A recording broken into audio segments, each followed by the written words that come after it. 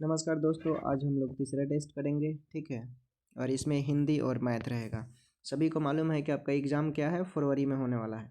ठीक है, आपके जो परीक्षाएं हैं प्यून का, वो आपके फरवरी में होंगे और 85 नंबर के प्रश्न रहेंगे आपसे, जिस पे 35 नंबर हिंदी रहेंगे, 35 नंबर मैथ रहेंगे और 15 नंबर अंग्रेजी रहेंगे। तो ये पास कराने के लिए सबसे ज़्यादा आपको हिंदी और ख़ासकर मैथ, हिंदी में आपको 35 में से कम 33 सही होने चाहिए, या 30 प्लस सही हो रहा है तो आप मेरिट में आ सकते हैं। और मैथ 35 में से अगर आप 25 भी सही कर लेते हैं तो मेरिट बन जाएगा दोस्तों। ठीक है, हालांकि कोशिश कीजिएगा कि मैथ आपका 30 सही हो। तो चलिए आज का हम लोग सेशन शुरू करते हैं। आज हम लोग करेंगे तीसरा टेस्ट। ठीक है, कहाँ गया तीसरा? अब नज़दीक, हाँ यहाँ से आ गए हम लोग। ठीक है, नहीं ये तो हम लोग कर चुके थे कल।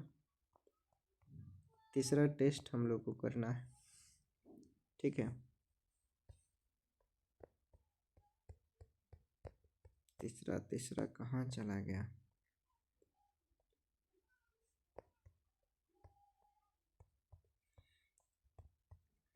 चलिए अब आ गए हम लोग तीसरा। हाँ, यहाँ से करना है अब हमें। ठीक, ये रहा आपका प्रश्न डिस्प्ले पर। चलिए अब इसको सॉल्व कीजिए। अल्पिन और अलमारी किस विदेशी भाषा के शब्द हैं? अल्पिन और अलमारी किस विदेशी भाषा के शब्द हैं?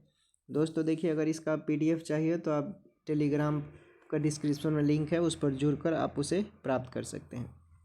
देखिए, अल्पिन जो है ये पुर्तगाली भाषा है।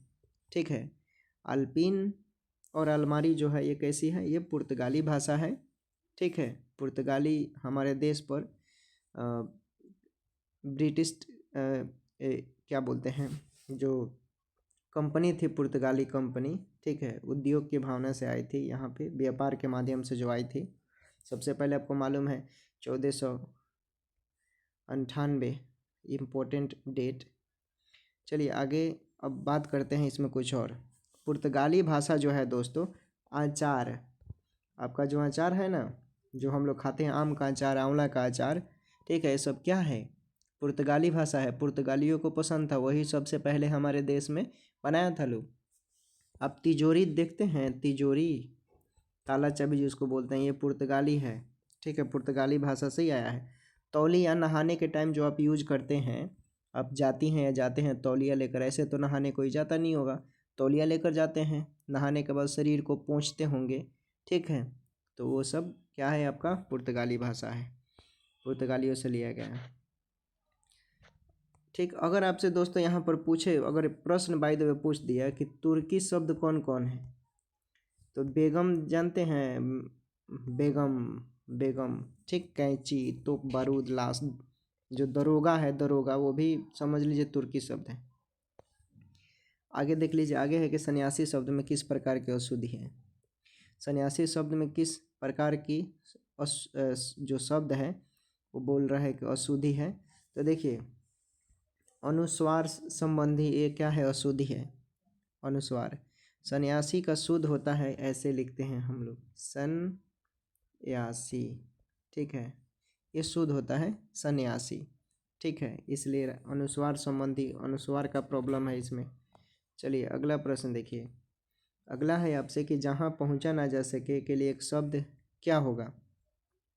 जहाँ पहुँचा ना जा सके, ठीक है, अब कई लोग बोलेंगे कि अब पहुँचा होगा, बिल्कुल ये गलत हो जाएगा, अगम्य भी गलत हो जाएगा। ठीक है, अगम्य, अगम्य जो है ये सही होगा, C नंबर का आपका राइट आंसर। ठीक, उसके बाद है कि ब्राह्मण का स्त्रीलिंग बताएं। ब्राह्मण का स्त्रीलिंग बताना है आपको। ठीक है, तो देखिए ब्राह्मण का स्त्रीलिंग नीचे दिखा देते हैं आपको, कौन कौन होगा बताइए। देखिए इसमें से राइट आंसर आपका होगा दोस्तों, ये जो ब्राह्मणी है ना, ब्राह्मणी, ये आपका स्त्रीलिंग है ब्राह्मण का। पंडित का क्या हो जाएगा? पंडिताइन हो जाएगा। ठीक, चलिए आगे देखते हैं। आगे आपसे पूछा है दोस्तों कि प्रतिमान पद में समास कौन सा है? जो प्रतिमान है ऑप्शन में दिया हुआ है। कल मैंने बताया था कि अगर कहीं भी प्रत्यय लगा हो प्र, ठीक है, या अंत में, ठीक है, तो ये सब बोलिएगा कौन सा समास, अव्ययीभाव समास। ठीक है, तो देख लीजिए यहाँ पर दिया है पहले ही, ठीक ना। अव्ययीभाव समास में प्रथम पद आपका पद्याय थी, पद्याय बोल रहे हैं, प्रत्यय, ठीक है, अवयव के फॉर्म में होगा, ठीक है। दूसरा जो होगा जो संज्ञा का बोध करता होगा, प्रधान का बात आता होगा, ठीक है, जैसे प्रत्येक हो गया, यथाशीघ्र हो गया, ये सब क्या है, अव्ययीभाव समास है। चलिए आगे देखते हैं। आगे है आपका कि मत्सर शब्द का तद्भव रूप कौन सा है। जो मत्सर शब्द होते हैं दोस्तों, मत्सर, इसका तद्भव संस्कृत से बनता है ये, ठीक है ना। जो शब्द संस्कृत से हिंदी भाषा में परिवर्तन लाया गया या परिवर्तन होता है वो क्या होता है, वही आपका तद्भव का रूप होता है, तत्सम, ठीक है। तो यहाँ पर मत्सर का मछली होना चाहिए, तो देखिए दिया हुआ है मछली, ठीक है, समझ गए। मित का तत्सम रूप मित्र होगा, ठीक है, जो मित्र है इसका मित्र हो जाएगा, ठीक है। मक्खी का क्या हो जाएगा, तो मक्खी का मच्छिका हो जाएगा, मक्खी का मच्छिका हो जाएगा, याद रखिएगा। चलिए आगे देखते हैं। आगे है दोस्तों कि 3 में 9 13 में, इसका मतलब क्या है। 3 में न 13 में इसका मतलब क्या है। देखिए 3 में न 13 में मतलब आप कहीं भी नहीं है, ठीक है, जीरो यानी नगण्य, ठीक। ये एक तरह का कहावत है।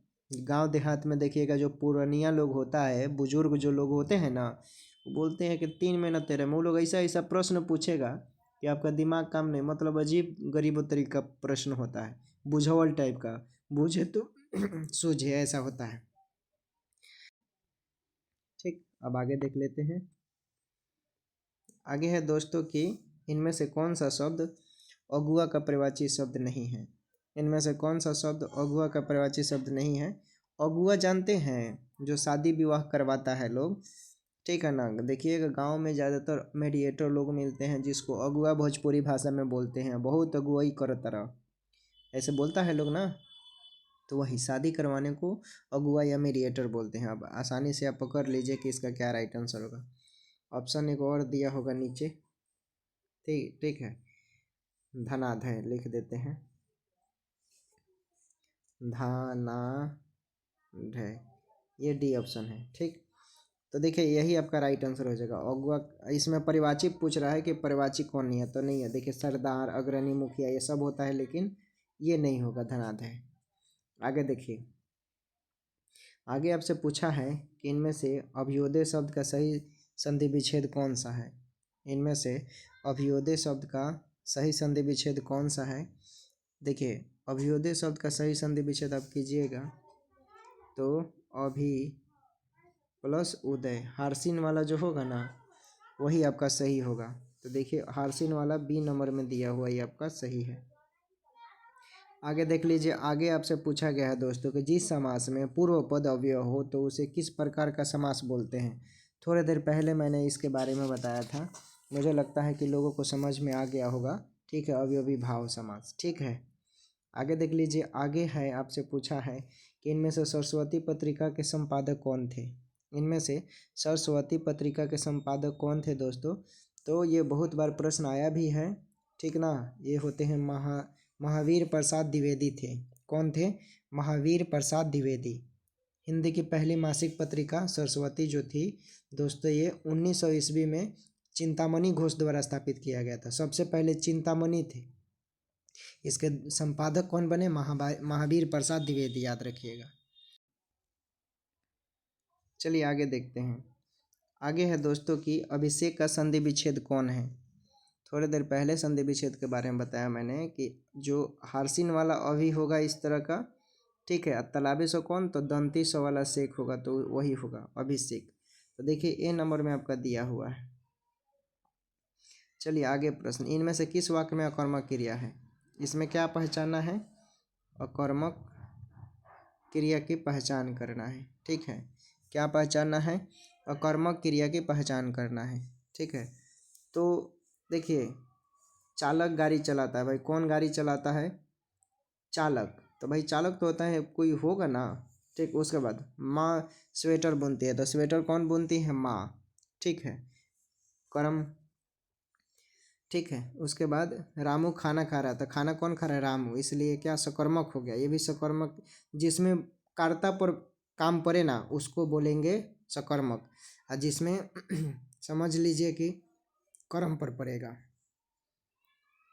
ठीक। अब देखिए इसमें श्याम हंसता है, भाई कौन हंसता है? मालूम, श्याम हंसता है, तो कौन हंसता है? श्याम हंसता है। तो इसमें देखिए अकर्मक क्रिया श्याम हंसता है होगा, यही आपका राइट आंसर होगा।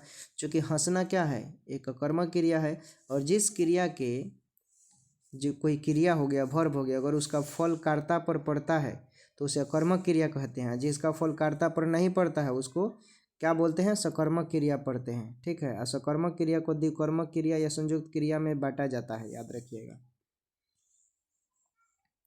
चलिए अगला प्रश्न देखिए। अगला प्रश्न है कि शिवालय में कौन सा समास है? जो शिवालय है, शिवालय में कौन सा समास है? तो देख लीजिए, जिस समास में उत्तर का यानी अंतिम पद प्रधान हो वो क्या होता है? तत्पुरुष समास, ठीक है। तो ये शिवालय है भाई, इसमें अंतिम पद प्रधान है, तो ये तत्पुरुष समास हो जाएगा। कर्ता कारक संबोधन को छोड़कर से सभी कारक में विभक्तियां लगाकर इसका समागर समास जो विग्रह है वो किया जाता है, ठीक है। तत्पुरुष समास आपको मालूम है 8 प्रकार के होते हैं, ठीक। आगे देख लीजिए दोस्तों, आगे है आपका कि जो पढ़ा ना गया हो इस वाक्य के लिए सही शब्द कौन सा है? जो पढ़ा ना गया हो इस वाक्य के लिए सही शब्द कौन सा है? देखिए, जो पढ़ा ना गया हो उसमें हम लोग बोलते हैं अपठित, अपठित, ठीक है।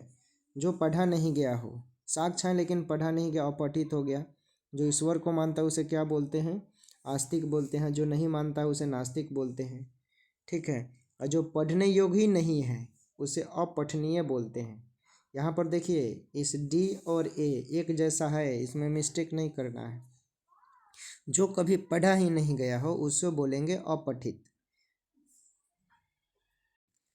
अब देखिए यहाँ पर एक जैसा सेंटेंस है तो इसको हम लोग बोलेंगे अपठनीय है, मतलब जो पढ़ने योग्य नहीं है, मतलब है लेकिन पढ़ने योग्य ही नहीं है, उसको बोलेंगे।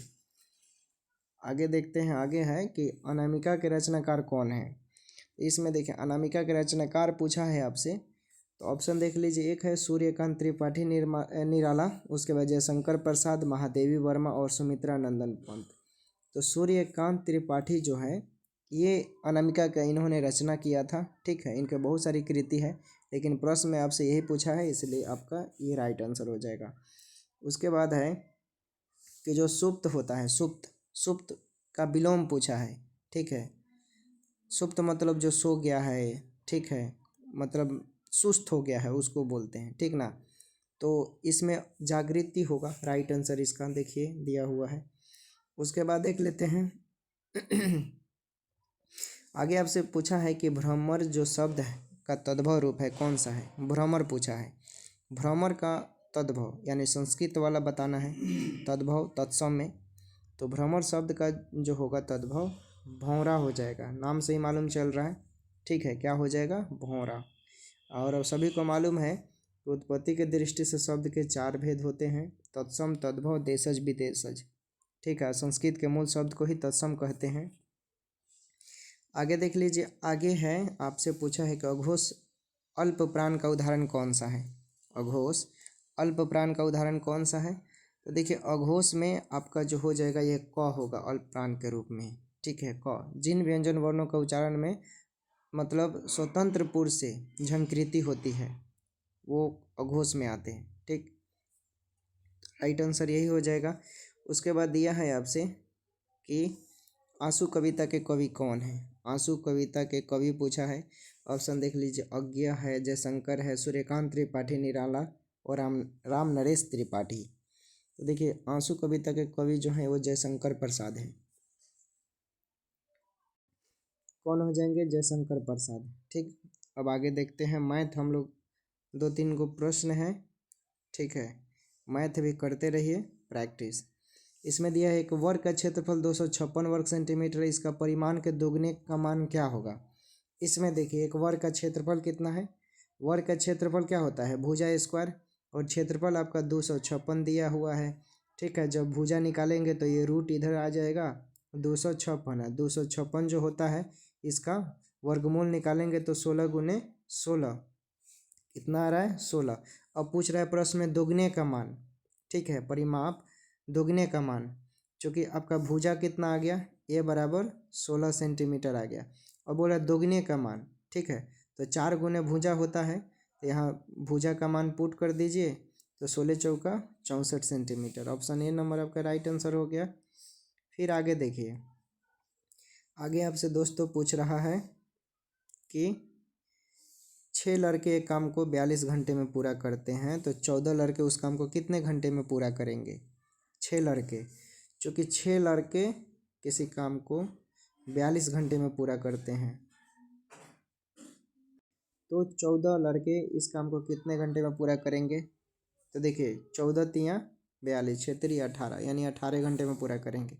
इस तरह का जब भी प्रश्न रहेगा, ठीक है, चूँकि पहले बोलेंगे कि एक लड़के किसी काम को, ठीक है, 42 दिन में करते हैं, तो 6 लड़के ऐसे निकालेंगे ना एक साथ। 6 लड़के एक काम को 42 घंटे में करने में लगता है, तो 6 लड़के कितने घंटे में, यानी 42 गुने 6। ठीक, उसके बाद 14 लड़के और मिला दिया, तो 14 लड़के और आ रहे हैं, तो हम 14 से भाग दे देंगे तो हमारा निकल जाएगा ना, तो वही मैंने किया। उसके बाद आपसे पूछा है कि राम ने एक वस्तु 8200 में खरीदी और इसे 35% के लाभ पर बेच दिया। उस राशि से उसने एक और वस्तु खरीदी, उसे 20% के नुकसान पर बेच दिया, उसका लाभ हानि क्या है। देखिए पहले जो आपको निकालना है वस्तु खरीदा, यानी हम विक्रय मूल्य निकालेंगे, क्रय मूल्य दिया है, यानी 8200 का 35% लाभ यानी 110। अब एक इसको काटेंगे, 5 सत्ते 35 और 5 दूना 10, 5 दूना 10। ठीक है, तो अब इसको 22 से हम काटते हैं, तो ये हो जाएगा 11 बार में। ठीक, और ये हो जाएगा आपका 2 चौके 8, 2 दूने का 4, यानी 4200। फिर इसको गुना करते हैं हम।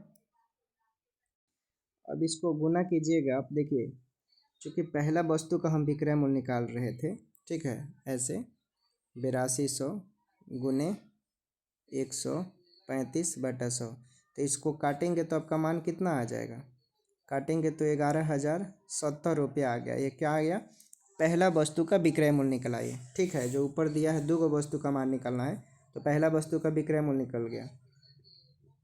फिर अब हम दूसरे वस्तु का निकालते हैं। ठीक है, तो दूसरे वस्तु का विक्रय मूल्य हम लेकर इसी से चलेंगे। दूसरे वस्तु का जो विक्रय मूल्य है ये 11,070 रुपया। ठीक, अब दूसरे वस्तु का चूँकि आपको क्रय मूल्य मालूम चल गया, दूसरे वस्तु का क्रय मूल्य, पहले वस्तु का विक्रय मूल्य निकल गया है, अब दूसरे वस्तु का विक्रय मूल्य फिर निकालेंगे।